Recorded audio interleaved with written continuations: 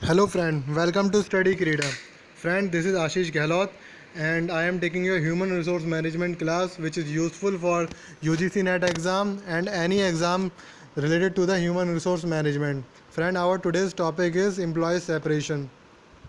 मेरी स्पीड थोड़ी फास्ट रहेगी तो आपसे रिक्वेस्ट है जिसको भी अगर मेरी स्पीड फास्ट लगती है तो वो वीडियो पॉज कर सकता है, आगे बढ़ा सकता है या पीछे कर सकता है, वो आपके हाथ में है। तो आप कैसे भी इस वीडियो को नोटेड डाउन कर सकते हैं, ठीक है। वीडियो रिकॉर्डेड वर्जन में, कोई लाइव नहीं है, तो आप इसको कैसे भी करके देख सकते हैं, ठीक है। हमारा टॉपिक आज का है एम्प्लॉय सेपरेशन। ये इंपॉर्टेंट टॉपिक है, 1 और 2 क्वेश्चन इससे टॉपिक से आ सकते हैं, ठीक है। जिनको भी नहीं पता उनकी प्रॉब्लम और क्वेरीज कहाँ भेजनी है, तो कहाँ भेजनी है, studykrida@gmail.com। This is our email ID studykrida@gmail.com। Here you can send your any problem और क्वेरी एंड और suggestion related to the UGC NET exam, so you can send here. Without any further delay let us start our topic, that is employee separation, ठीक है। यहाँ क्या लिखा है, a separation is a decision that individual and the organisation should part. ये separation एक वो decision होता है जो इंडिविजुअल और ऑर्गेनाइजेशन जिसमें अपना पार्ट लेते हैं, ठीक है। जब भी एम्प्लॉय अगर ऑर्गेनाइजेशन को छोड़ता है या ऑर्गेनाइजेशन या एम्प्लॉय को निकालती है, ठीक है, ये उस तरीके का डिसीजन है। The service agreement between the employee and the employer comes to an end the employee decide to leave the organisation. यहाँ एम्प्लॉय का सर्विस एग्रीमेंट ख़त्म हो जाता है, या वो खुद ख़त्म करता है या ऑर्गेनाइजेशन उसे ख़त्म करती है, और एम्प्लॉय को ऑर्गेनाइजेशन छोड़ के बाहर जाना होता है। तो दैट इज़ अ सेपरेशन, कि एम्प्लॉय ऑर्गेनाइजेशन से अब सेपरेट हो रहा है, अलग हो रहा है, तो ठीक है। तो जितने भी decision related to the separation होंगे वो एम्प्लॉय सेपरेशन में आएंगे। तो इसके बारे में अब आगे बढ़ते हैं। तो कॉस्ट ऑफ एम्प्लॉय सेपरेशन, अब एम्प्लॉय सेपरेशन की कॉस्ट लिखी है जाती है, that is recruitment cost, selection cost, training cost, compensation, administrative cost and other cost. तो ये कॉस्ट कैसे हैं, तो ये ऑब्वियसली एक कॉस्ट है कि जब एम्प्लॉय को उन्होंने रिक्रूट किया था, सेलेक्ट किया था या ट्रेन किया था, उसे सैलरी दी थी, तो इन सब में एम्प्लॉय ऑर्गेनाइजेशन का एक खर्चा हुआ था।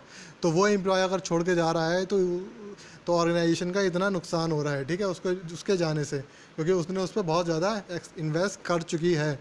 एक ऑर्गेनाइजेशन एम्प्लॉय को काफ़ी इन्वेस्ट करती है, तो वो जाता है तो ऑब्वियसली उसकी एक कॉस्ट ऑर्गेनाइजेशन को बेयर करनी होती है। तो वो कॉस्ट यहाँ पे लिखी हुई है कि जब वो रिक्रूट हुआ था तो उसको रिक्रूट करने की कॉस्ट, उसको सिलेक्शन प्रोसेस में जो कॉस्ट लगी, उसको ट्रेनिंग देने की कॉस्ट लगी, उसको कंपनसेशन दिया, एडमिनिस्ट्रेशन कॉस्ट लगी, ठीक है, और भी सारी कॉस्ट होती हैं, वो सब देखी जाती हैं। Now next is benefit of employee separation. अब एक एम्प्लॉय जाता है तो ऑर्गेनाइजेशन को क्या बेनिफिट देता है, तो जब भी एक एम्प्लॉय जाता है कॉस्ट बेनिफिट एनालिसिस हो रही है, आप देख सकते हैं, ठीक है। तो कॉस्ट हमने कंसीडर कर ली है। नाउ बेनिफिट्स क्या क्या हो सकते हैं, एक रिड्यूस लेबर कॉस्ट, ये हमारे लेबर जो कॉस्ट होती है, जो हम लेबर पे खर्चा कर रहे हैं, वो एक रिड्यूस हो जाती है एक के जाने से। इंक्रीज इनोवेशन, अब कोई जा रहा है तो कोई एक हम अच्छा रिक्रूट कर सकते हैं, तो एक इनोवेशन का एक चांसेस बढ़ जाते हैं एक ऑर्गेनाइजेशन में, ठीक है।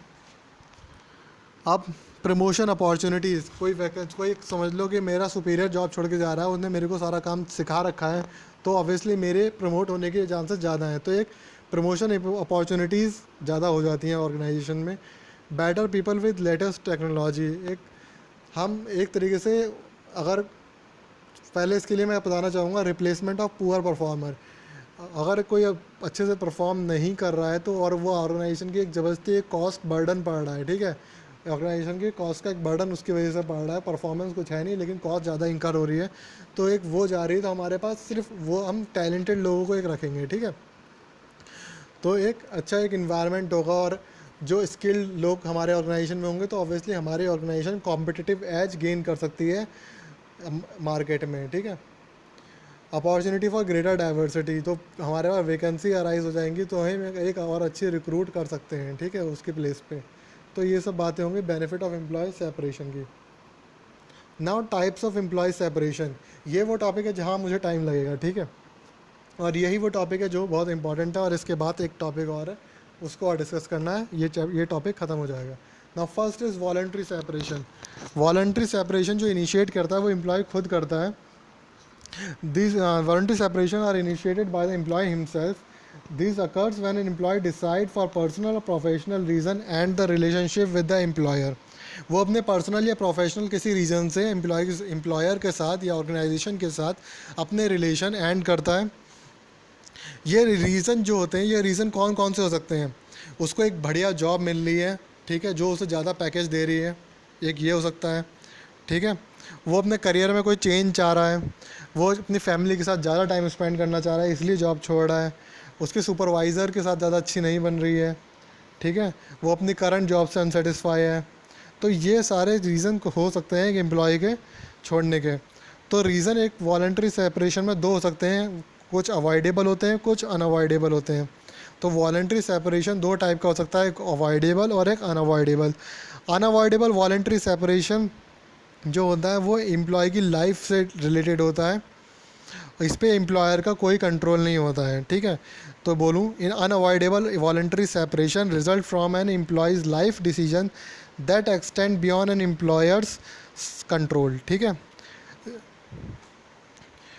studies show that 80% of the voluntary separation are avoidable. Many of them are due to the poor human resource policy and management. एक स्टडी बता रही है कि जो हमारे एम्प्लॉय छोड़ के जाते हैं वो 80% अवॉइडेबल रीज़न की वजह से जाते हैं। अवॉइडेबल रीज़न जैसे कि हमारे ऑर्गेनाइजेशन की ह्यूमन रिसोर्स पॉलिसी अच्छी नहीं है, उससे फ्रस्ट्रेट होकर वो ऑर्गेनाइजेशन छोड़ते हैं। तो उनको अगर हम डिटेक्ट कर लेंगे और उनको दूर कर देंगे तो एम्प्लॉय रिटेन हो जाएगा ऑर्गेनाइजेशन में। ठीक है, तो वॉलंटरी सेपरेशन में दो टाइप होते हैं, जैसे कि आपको दिख रहा है। फर्स्ट इज क्विट या resignation and the other is voluntary retirement. तो क्विट और रेजिग्नेशन को चलिए डिस्कस करते हैं। ठीक है, जो separation initiated by an employee is termed as a resignation. अगर एम्प्लॉय अपना सेपरेशन खुद से चाह रहा है तो उसे बोलते हैं रेजिग्नेशन। ये रेजिग्नेशन अवॉइडेबल होता है और अनअवॉइडेबल भी हो सकता है। ठीक है, जो पर्सनल मैनेजमेंट और लाइन मैनेजर होता है वो इन्वेस्टिगेट करता है उसके रेजिग्नेशन के क्या कारण है, और अगर अवॉइडेबल है तो उसको अवॉइड करता है। ठीक है, उसमें चेंजेस ला के। ठीक है, it is a hard fact that investment in recruitment, selection and training of the employee is loss due to resignation. Some resignation are unavoidable such as those for reason of marriage और for entering in a different career. ठीक है, ये सारे जो होते हैं ये एक होते हैं क्या है, अनअवॉइडेबल कारण रेजिग्नेशन के। तो इनके लिए एक एग्ज़िट इंटरव्यू किया जाता है। अब ये एग्ज़िट इंटरव्यू क्या चीज़ होती है, ये बहुत इंपॉर्टेंट है। एग्ज़िट इंटरव्यू खासकर उनके लिए जो मास्टर कर रहे हैं और एग्ज़ाम पॉइंट ऑफ व्यू से भी। ठीक है, इस टर्म का पता होना ज़रूरी है, तो इसको देखते हैं। Exit interview with the employee may be held when they are leaving the organization because of resignation. Resignation के कारण जब एम्प्लॉय ऑर्गेनाइजेशन को छोड़ता है तब एक एग्जिट इंटरव्यू किया जाता है। क्यों किया जाता है? To identify the reason of resignation, क्या कारण है उसके रेजिग्नेशन का, and take step to check avoidable reason. अगर अवॉइडेबल रीज़न है तो उसको हम चेक कर सकते हैं, उसको दूर कर सकते हैं, क्योंकि ऑब्वियसली ऑर्गेनाइजेशन अपने एम्प्लॉय पे काफ़ी कॉस्ट रिक्रूट करती है, तो वो नहीं चाहती कि किसी अवॉइडेबल रीज़न के कारण उसका एम्प्लॉय उस ऑर्गेनाइजेशन को छोड़े। ठीक है, तो कुछ स्टेप होते हैं एग्जिट इंटरव्यू में जो मैंने लिखे हैं। First is responsibility for exit interview, second timing, format, and last is analysis. तो responsibility for exit interview, generally exit interview is conducted either by an HR official और the direct supervisor of the employee concern. तो इसकी responsibility या तो HR लेता है या फिर उसका सुपरवाइजर करता है। Second is timing. Some employee prefer to conduct the interview on the last day of the employee's tenure, while many other prefer to conduct it as earlier as possible to take corrective action soon. ठीक है, and the third is format. It should be decided as to whether the exit interview should be structured or unstructured. Some company have developed a structured questionnaires which exiting employee are requested to fill. कुछ कंपनियां पहले से ही एक structured way में एक questionnaire develop कर लेती है कि जब एम्प्लॉय रेजिग्नेशन के कारण ऑर्गेनाइजेशन छोड़ेगा तो उसको ये क्वेश्चनियर फिल करना होगा। ठीक है, तो ये क्वेश्चनियर एक तरीके से एग्ज़िट इंटरव्यू का काम करता है। और कुछ कंपनियां प्रेफर करती हैं अनस्ट्रक्चर्ड इंटरव्यू, क्योंकि वो फील करती हैं उन्हें एक इन डेप्थ इंटरव्यू, एक रियलिटी उन्हें पता होनी चाहिए। ठीक है, क्योंकि क्वेश्चनियर में वो रियलिटी पता नहीं चल पाती। Now the last step is analysis. This is the last step in exit interview is the analysis of the result and suggest an action plan based on analysis. एक analysis के base पे एक action plan develop किया जाता है। Now the second is voluntary retirement. Voluntary retirement scheme. Liberalization and opening up of the Indian economy have exposed the Indian company to foreign competition. This has forced many Indian company to adhere to restrict cost cutting measure. 1991 से पहले हमारे, और मैं आपको थोड़ा history बताना चाहता हूँ. 1991 से पहले हमारी ऑर्गेनाइजेशन में बहुत ज़्यादा स्ट्रिक्ट लॉज थे related to the labours. Employer उन्हें निकाल नहीं सकता था, तो जो इनफिशिएंट एम्प्लॉयज़ भी थे ना, तो वो भी ऑर्गेनाइजेशन में थे. ठीक है, उनको प्रोटेक्शन कुछ ज़्यादा ही मिली हुई थी. पर लिबरलाइजेशन और ग्लोबलाइजेशन के कारण जब फॉरेन कंपटीशन, इंडस्ट्री में कंपटीशन बढ़ गया ग्लोबलाइजेशन के कारण, और लिबरलाइजेशन के कारण इंडस्ट्री को थोड़ी सी उनको राइट्स मिल गए, तो वो अपने इनएफिशिएंट एम्प्लॉयज़ को निकालना चाहती थी, और जो उनके एम्प्लॉयज़ क्या नाम है ओवर एज हो गए उनको निकालना चाहती थी, जिससे कि वो अपने फॉरेन जो कंपटीशन आया है उससे कम्पीट कर सकें. तो उसके लिए एक स्कीम चलाई इन्होंने, voluntary retirement scheme. So this option popular among the employer to cut cost in is offering a golden handshake to the existing employee. Voluntary retirement scheme has become indispensable tool for the organization with the surplus staff to cut the cost and remain competitive. ठीक है. It involves separation of employees both manager and operative level, both based on the mutual agreement between the organization and its employee. So ये cost cutting exercise है, एक down sizing strategy है, जिससे कि organisation अपना cost cut करती है. अब जो स्पेंड कर रही है वो अपने इनएफिशिएंट एम्प्लॉयज़ पे, ठीक है, या ओवर एज एम्प्लॉयज़ पे. ठीक है, तो ये हो गया voluntary retirement scheme. Now the second is involuntary separation. अब इनवॉलंटरी सेपरेशन क्या है? जिसमें एम्प्लॉय नहीं चाहता कि वो ऑर्गेनाइजेशन छोड़े, पर उसको निकाला जाता है थ्रू द ऑर्गेनाइजेशन. इसके कारण क्या हो सकते हैं? इकोनॉमिक नेसेसिटी, बहुत इकोनॉमिक नेसेसिटी हो गई है, या एक पुअर रिलेशन हो गया है, पुअर फिट हो गया है एम्प्लॉय का ऑर्गेनाइजेशन में, वो सूट नहीं कर रहा है एम्प्लॉय ऑर्गेनाइजेशन की नीड के अकॉर्डिंग. तो involuntary separation are the result of a very serious and painful decision that can have a profound effect on the entire organisation and especially on the employee who loses job. तो इसमें क्या किस तरीके से involuntary retirement होता है? तो पहला है मैंडेटरी रिटायरमेंट, या उससे पहले हम डिस्कस करते हैं, let's discuss lay off. Lay off involve temporary removal from the payroll of the employee with the surplus skill.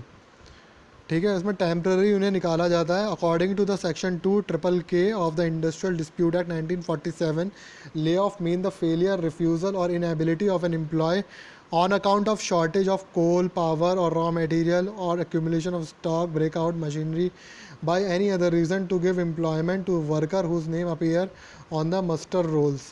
इसमें टेम्पररी निकाला जाता है क्योंकि इसमें ऑर्गेनाइजेशन की या मशीनरी ख़राब हो गई है, रॉ मटेरियल नहीं है उनके पास, अभी पर्याप्त वो साधन नहीं है जिससे कि काम शुरू हो सके, तो वो बेवजह वर्कर को एम्प्लॉय नहीं कर सकते. ठीक है, इसलिए उन्हें निकाल देते हैं ताकि उनकी जो वेजेस कॉस्ट है वो रिड्यूस हो जाए. ऑर्गेनाइजेशन जो कॉस्ट बेयर करती है उनको वेजेस देने में वो रिड्यूस हो जाए, तो इसलिए उनको निकाल दिया जाता है टेम्प्रेरी बेसिस पे. Now the next retrenchment. अब रिट्रेंचमेंट क्या होता है? ये परमानेंट टर्मिनेशन होता है एम्प्लॉय की उसकी सर्विसेज से.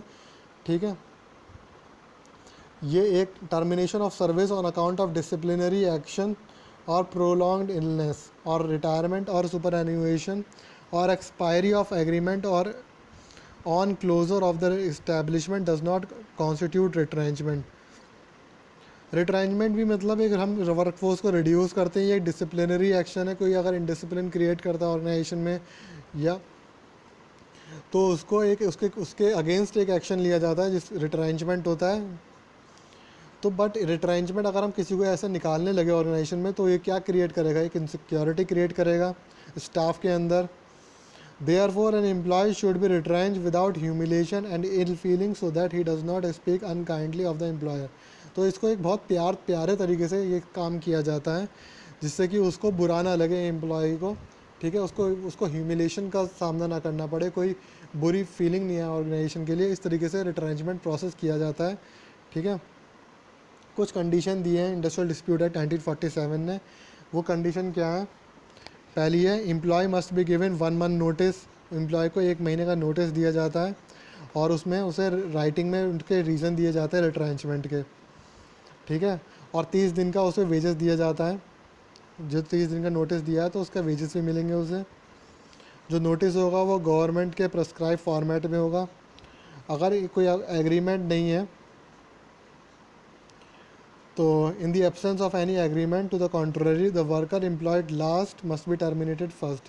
जो वर्कर लास्ट में एम्प्लॉय हुआ है उसे पहले टर्मिनेट किया जाएगा। और retrench worker must be given preference in the future employment.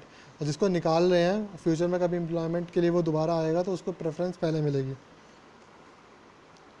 और ये 3 मंथ नोटिस कौन देगा? इस्टेब्लिशमेंट एम्प्लॉइंग 100 और more worker are required to give 3 month notice to seek prior approval of the government. ठीक है, जो जिस इस्टेब्लिशमेंट में 100 से ज़्यादा वर्कर है उन्हें 3 मंथ का नोटिस देना पड़ेगा। अब नेक्स्ट डिस्चार्ज। एक मिनट।